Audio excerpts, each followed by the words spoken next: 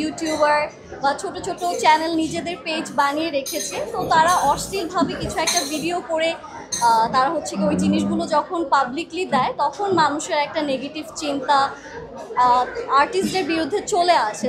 যারা এরকম ভিডিও বানাচ্ছে বা সোশ্যাল মিডিয়াতে ছাড়ছে তাদের বিরুদ্ধে লিগ্যাল অ্যাকশন নেওয়া উচিত। গরুর হাটে যাওয়ার কোনো অভিজ্ঞতা নেই। My dressing sense it was always like this, and আমার কাছে মনে হয় যে ক্যামেরাতে আসলে সবাই তো আমাকে লং টাইম কখনো দেখেনি, তো হঠাৎ করে সবাই ক্যামেরাতে দেখে এক একজনের এক এক রকম ওপিনিয়ন, অ্যান্ড আমি আসলে ড্রেসিং নিয়ে ওপিনিয়ন এটা আসলে আমার যায় আসে না, because I feel like dressing sense সবার যার যার পার্সোনাল চয়েস অ্যান্ড একান্ত ব্যক্তিগত বিষয়।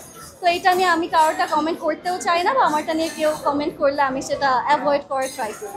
অ্যাকচুয়ালি আমার কাছে মনে হয় যে এখানে তারকাদের লিগ্যাল নোটিস যেটা হয়েছে সেটা কিছু উল্টাপাল্টা ক্লিপ সোশ্যাল মিডিয়াতে চলে গিয়েছিল, অ্যান্ড সেটা কিছু রিপোর্টার্সদের কারণে হয়েছে, যারা হচ্ছে কি ইউটিউবার বা ছোট ছোট চ্যানেল নিজেদের পেজ বানিয়ে রেখেছে, তো তারা অশ্লীলভাবে কিছু একটা ভিডিও করে তারা হচ্ছে কি ওই জিনিসগুলো যখন পাবলিকলি দেয় তখন মানুষের একটা নেগেটিভ চিন্তা আর্টিস্টদের বিরুদ্ধে চলে আসে। তো আমার কাছে মনে হয় এই ক্ষেত্রে যারা হচ্ছে গিয়ে আমরা যারা হচ্ছে আর্টিস্ট আছি তাদেরকে না জিজ্ঞেস করে আমাদের মনে হয় যে যারা এরকম ভিডিও বানাচ্ছে বা সোশ্যাল মিডিয়াতে ছাড়ছে তাদের বিরুদ্ধে লিগ্যাল অ্যাকশন নেওয়া উচিত। আমাকে তো মোটামুটি এখন পর্যন্ত আপনারা অনেক জায়গাতেই দেখেছেন, তো আমার কাছে যদি মনে হয় যে কোনো রাইট প্ল্যাটফর্ম আছে আমার জন্য যেখানে আমি আমার ট্যালেন্ট দেখাতে পারবো, সেক্ষেত্রে আমি সেই কাজটা সবসময় হাতে নিই।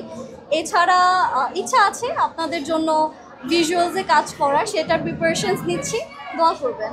ঈদের পরিকল্পনা সামনে, আমার ফার্স্ট টাইম আমার শ্বশুর বাড়ি ইন-লজের সাথে ঈদ হচ্ছে, so I am very excited regarding that.